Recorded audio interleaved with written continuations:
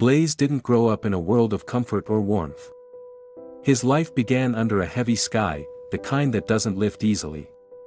His father was gone before he ever learned to speak. No lullabies, no late-night talks, just silence.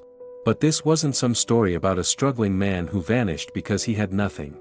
No, Blaze's father was wealthy, successful, a man with a booming modeling career and enough money to live like royalty. He just chose not to share it with his own son. Blaze and his mother were left in the dust, scraping by while the man who should have been there smiled for cameras and cashed in on fame. Years later, the truth came out in court. His father had been hiding wealth all along, and finally, a settlement landed, pound 1.5 million. People might think that kind of money fixes everything. It didn't fix a thing. They moved into a mansion, but the walls didn't come with warmth.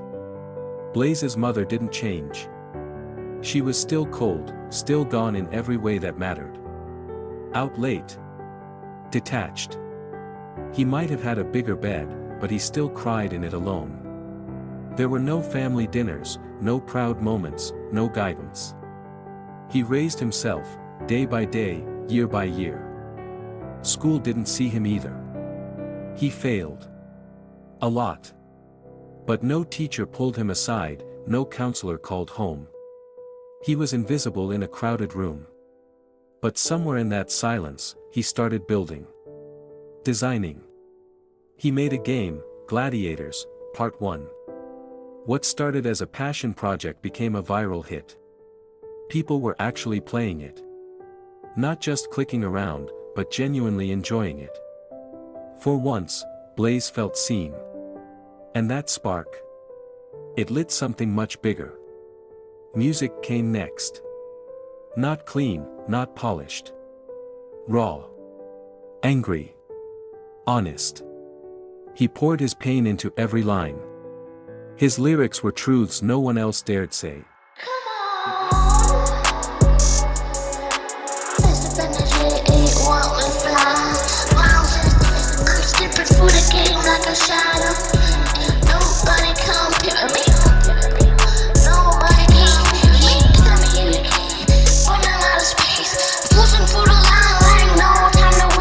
It wasn't just music, it was a release, a purge. And people listened. They connected. His name began to grow. The underground started whispering about BlazeWalker. His voice. His pain.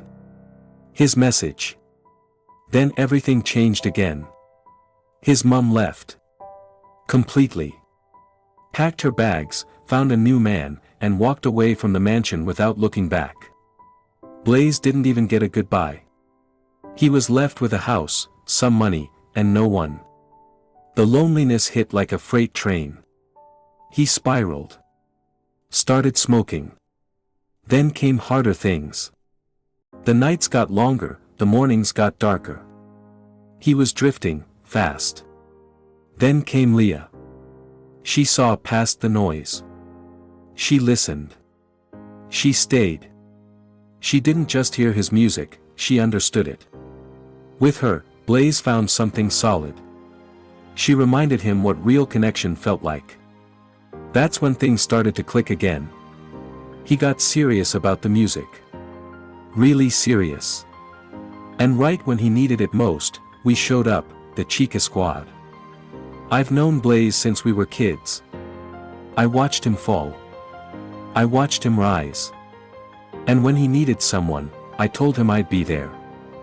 But Blaze didn't need saving. He was already writing his own story. We weren't just collaborators. We were family. With his share of the settlement, he bought a bungalow. Got his setup right. The music took off. The numbers went crazy.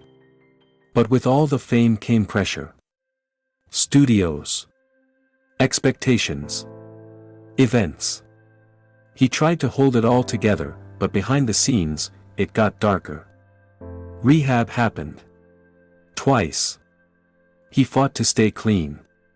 And for a while, he won. But one thing stuck, smoking. Cigarettes, vapes, anything. It became the one habit he couldn't shake. Education came back into focus. He didn't want to be boxed in by his past. So he enrolled in university. A clean slate. A new environment.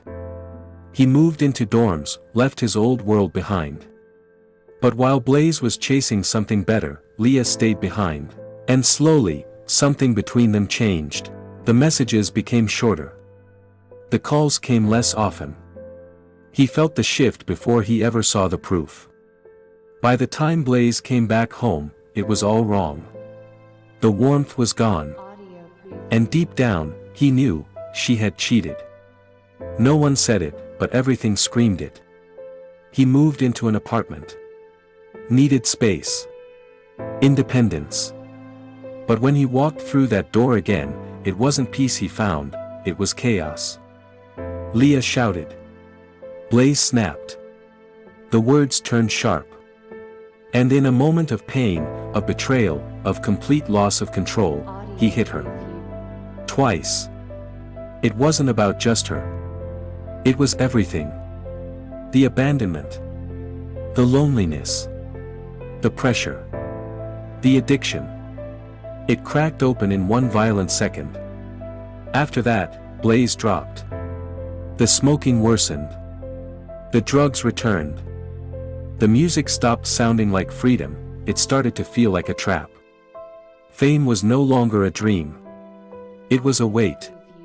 And the industry that once cheered for him, turned cold. Now, Blaze is standing at the edge. He's got the talent. The fire. The pain that makes every bar feel real. But his past still follows him. And the question isn't whether he can make it. It's whether he can survive it. This story isn't finished. Not even close.